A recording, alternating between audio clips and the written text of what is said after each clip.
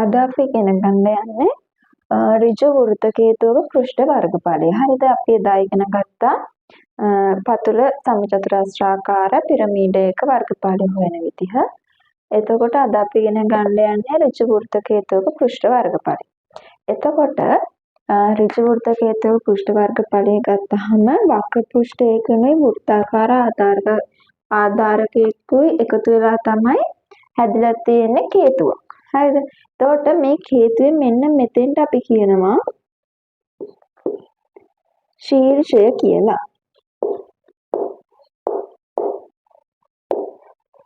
හරිද? එතකොට මෙන්න මේ ඇලයට තියෙන ධාරයට අපි කියනවා ඇල ධාරය කියලා.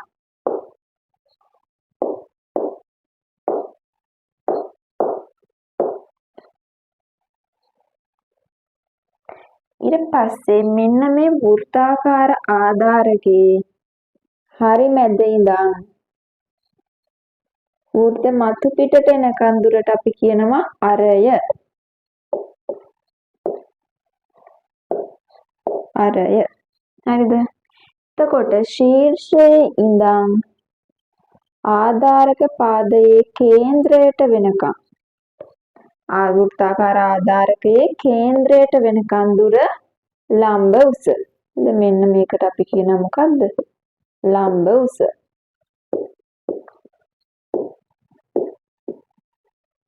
හරිද?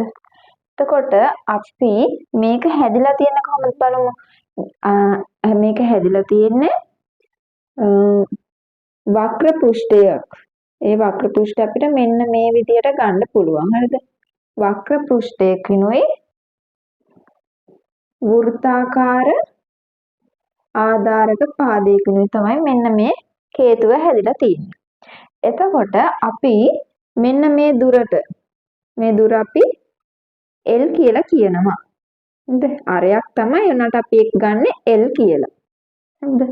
මෙන්න මේ වටේ දුර කියන්නේ පරිමිතිය. කොහොමද අපි හොයන්නේ?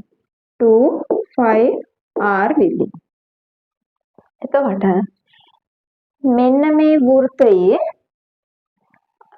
මෙතන ඉඳන් මෙතෙන් දුර මොකද්ද? r අරයක් නේ. එතකොට මෙන්න මේ දෙක එකතු වෙලා තමයි ඝන කේතුවක් හැදෙන්නේ. මේකට අපි කියනවා වක්‍ර පෘෂ්ඨය.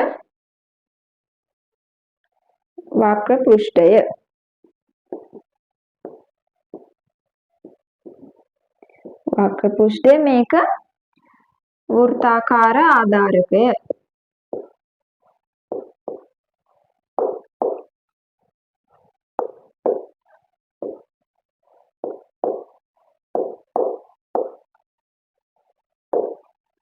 හරිද? ඔන්න ඔය දෙක එකතු වෙලා තමයි කේතුවක් හැදෙන්නේ. එතකොට අපිට පුළුවන් වක්‍ර පෘෂ්ඨයේ කොහොමද මෙන්න මේකේ වර්ගඵලයේ මෙන්න මේ වෘත්තාකාර ආධාරකයේ වර්ගඵලය එකතු කරාම අපිට පුළුවන් කේතුවක මුළු පෘෂ්ඨ වර්ගඵලය ගන්න. මෙන්න මේ වෘත්තාකාර ආධාරකයක වර්ගඵලය හොයනදී අපි දැන් සාමාන්‍ය වෘත්තයක වර්ගඵලය හොයන විදිහට තමයි අපි වෘත්තාකාර ආධාරකයේ වර්ගඵලය හොයන්නේ. වෘත්තයක වර්ගඵලය හොයන්නේ කොහොමද? අපි මොකද්ද සූත්‍රය? 5r වර්ග. හරිද? 5 කියන්නේ නියතයක්. ඒ කියන්නේ 22 බෙදීම 7. r කියන්නේ මෙන්න මේ අරය. ඊළඟට වක්‍ර පෘෂ්ඨයේ වර්ගඵලය හොයන්නේ මෙන්න මේක. වක්‍ර පෘෂ්ඨයේ වර්ගඵලය හොයන්නේ අපි 5r l කියන එක දාලා. හරිද? මේක හදන විදිහ හදන නමුත් අපිට ඕනේ මේ ගානේදී මෙන්න මේක විතරයි. මේක හදන්නේ මේකේ පරිමිතිය අරන් ඊට පස්සේ ඒක වර්ගඵලය අරගෙන ඒ දෙක සමාන කරලා තමයි මෙන්න මේක අපි ගන්නෙ.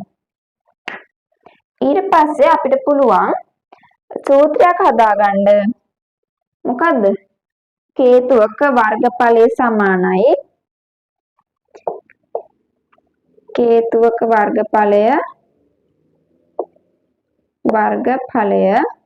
සමානයි වක්‍ර පෘෂ්ඨයේ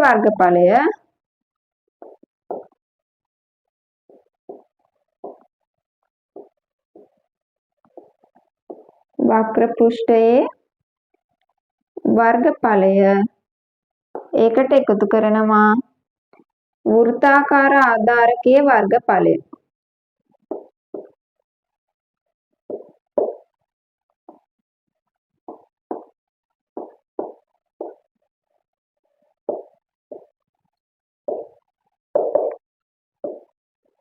හරිද? එතකොට වක්‍ර පෘෂ්ඨයේ වර්ගඵලය අපිට පුළුවන් 5rl විදිහට වෘත්තාකාර ආධාරකයේ වර්ගඵලය 5r වර්ග විදිහටත් ගන්න. එතකොට මෙන්න මේක තමයි සූත්‍රය. වර්ගඵලය කියලා ගමුකෝ.